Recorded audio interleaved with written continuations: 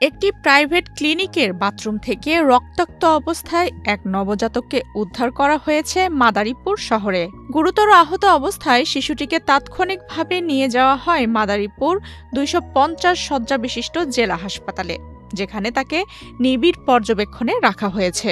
সমাজসেবা কর্মকর্তাদের সঙ্গে সমন্বয় করে আইনগত ব্যবস্থা গ্রহণের উদ্যোগ নিয়েছে উপজেলা প্রশাসন।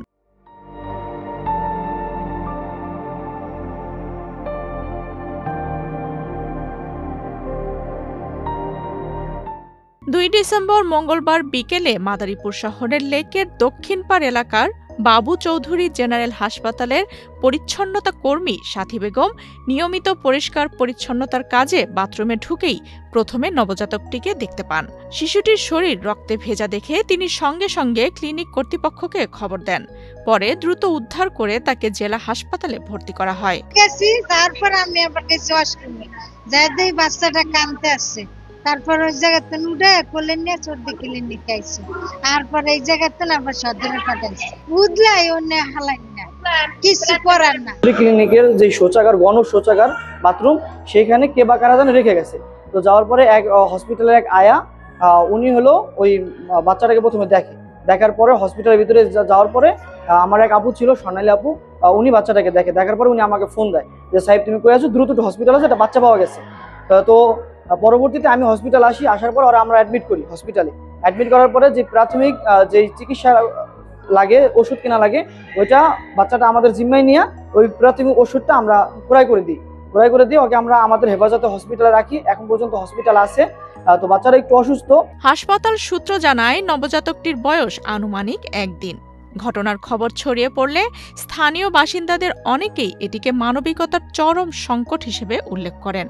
তারা শিশুটির দ্রুত সুস্থতা কামনা করেন এবং দায়ীদের শনাক্ত করে কঠোর আইনগত ব্যবস্থা নেওয়ার দাবি জানান।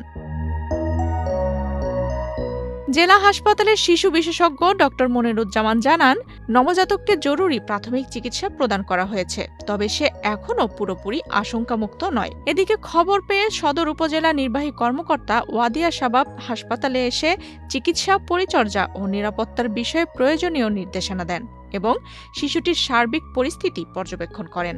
যখন শুনতে পেলাম যে এরকম একটি বাচ্চা পাওয়া গিয়েছে একটি প্রাইভেট ক্লিনিকে, তারপর থেকে বাচ্চাটাকে নেওয়া হয়েছে আমাদের সরকারি হসপিটালে এবং আপনারা দেখছেন যে অলরেডি আমাদের সিনিয়র শিশু কনসালটেন্ট উনি দেখেছেন বাচ্চাটার অবস্থা আপাতত স্টেবল।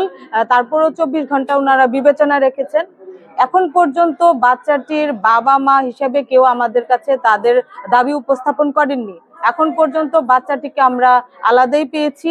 এটা আমাদের সদর উপজেলা শিশু কল্যাণ বোর্ডের আওতায় তার ব্যবস্থাপনা করা হবে। আমাদের যে প্রবেশন অফিসার আছেন তার সিকিউরিটির জন্য অলরেডি আমাদের থানায় চিঠি দেওয়া হয়েছে। আমরা তার পুলিশের মাধ্যমে তার সিকিউরিটি নিশ্চিত করব। সেই সাথে এখন প্রথম আমাদের মূল কনসার্ন হচ্ছে তার হেলথ ইস্যু, তাকে সুস্থ রাখা, তাকে সুন্দরভাবে এই ক্রিটিক্যাল কন্ডিশনটাকে পার করে আমাদের মূল কনসার্ন। এটা পার হয়ে গেলে আমরা এই যে শিশু কল্যাণ বোর্ডের মাধ্যমে যে তার দেখভাল কে করবেন কিংবা কিভাবে তার দেখভালের ব্যবস্থা হবে সেটা তখন আমরা ব্যবস্থা নিব। তখন শিশু কল্যাণ কিংবা আইন অনুযায়ী যেই পদক্ষেপগুলো হয় সেগুলো আমরা ধারাবাহিকভাবে পালন করব। আপাতত এটা আমাদের তত্ত্বাবধানে আছে এবং সিকিউরিটি আমাদের সদর থানার ওসিকে সিকিউরিটির জন্য পত্র দেওয়া আছে, তারা সিকিউরিটি মেনটেন করছেন এবং আমাদের যিনি সিনিয়র কনসালটেন্ট আছেন, শিশু বিশেষজ্ঞ আছেন, তার হেলথ ইস্যুটা চেক করছেন।